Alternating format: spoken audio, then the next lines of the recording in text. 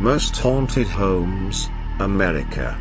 Myrtles, Plantation, Louisiana, USA. Situated in the small town of St. Francisville, northwest of New Orleans, is the mansion of Myrtles Plantation, bordered by a 125-foot veranda. The stained glass front door leads into a grand foyer displaying a huge French crystal chandelier. The plantation house is rumored to be on top of an ancient Tunica Indian burial ground. It is currently a bed and breakfast and offers historical and mystery tours. Touted as one of America's most haunted homes, the plantation is supposedly the home of at least 12 ghosts. Since the Myrtles was built by David Bradford in 1794, it has allegedly been the site of the scene of at least 10 murders. In truth, and recorded, only one person was ever murdered here, but, as has been stated already, some of the people who have owned the house have never let the truth stand in the way of a good story.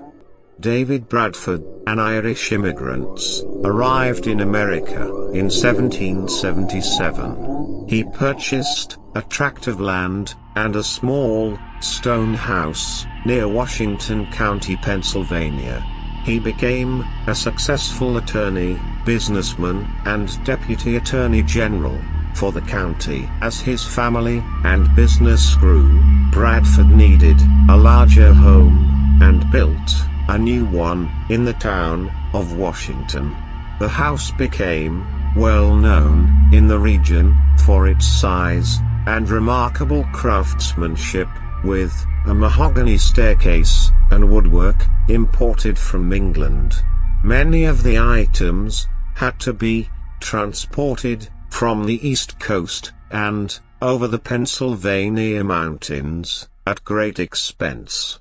In October 1794, he was forced to flee the house, leaving his family behind. Bradford became involved in the infamous Whiskey Rebellion, and legend has it that President George Washington placed a price on the man's head for his role in the affair. On December 5, 1865, Mary Cobb hired William Drew Winter, the husband of her daughter, Sarah Mulford, to act as her agent and attorney, and to help her manage the plantation lands. As part of the deal, she gave Sarah and William the Myrtles as their home. But soon after, tragedy struck the Myrtles once more. According to the January 1871 issue of the Point-Coupee Democrat newspaper, a stranger riding on horseback called out to Winter and told him that he had some business with him. Winter went out onto the side gallery of the house and was shot. He collapsed onto the porch and died. The legend of Chloe.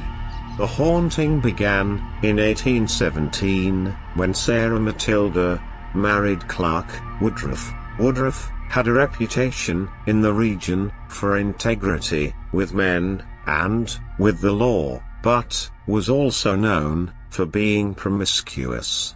While his wife was pregnant with their third child, he started an intimate relationship with one of his slaves.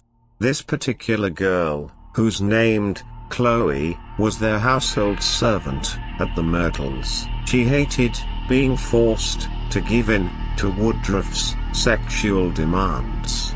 But she realized that if she didn't, she could be sent to work in the fields, which was the most brutal of the slaves' work. Eventually, Woodruff grew tired of Chloe and chose another girl with whom to carry on. Chloe feared the worst. She was sure that she was going to be sent to the fields, and she began eavesdropping on the Woodruff family's private conversations, dreading the mention of her name. One day, the judge caught her and ordered that one of her ears be cut off to teach her a lesson and to put her in her place. After that time, she always wore a green turban around her head to hide the ugly scar. What actually happened next is still unclear. For whatever reason, Chloe put a small amount of poison into a birthday cake that was made in honor of the Woodruff's oldest daughter. Others say that her motives was for one reason only: revenge. The other slaves, perhaps afraid that their owner would punish them, dragged Chloe from her room and hanged her from a nearby tree. Her body was later cut down, weighted with rocks, and thrown into the river. Since her death, the ghost of Chloe has been reported at the Myrtles and was even accidentally photographed by a past owner. The Plantation still sells picture postcards today with the cloudy image of what is purported to be Chloe standing between two of the buildings. She has often been seen in her green turban wandering the place at night. Sometimes the cries of little children accompanied by her appearances, and at other times those who are sleeping are startled awake by her face peering at them from the side of the bed. According to legend, 3 Union soldiers were killed in the house after they broke in and attempted to loot the place. They were allegedly shot to death in the gentleman's parlor, leaving bloodstains on the floor that refused to be wiped away. After the Myrtles was opened as an inn, a maid was mopping the floor and came to a spot that, no matter how hard she pushed, she was unable to reach in order to bleach it. The grand piano on the first floor also plays by itself, usually repeating the same chord over and over again. Sometimes it continues on through the night. When someone comes into the room to check on the sound, the music stops and will only start again when they leave. A more recent photo also shows another young girl, known as Ghost Girl, peering through the window of the house.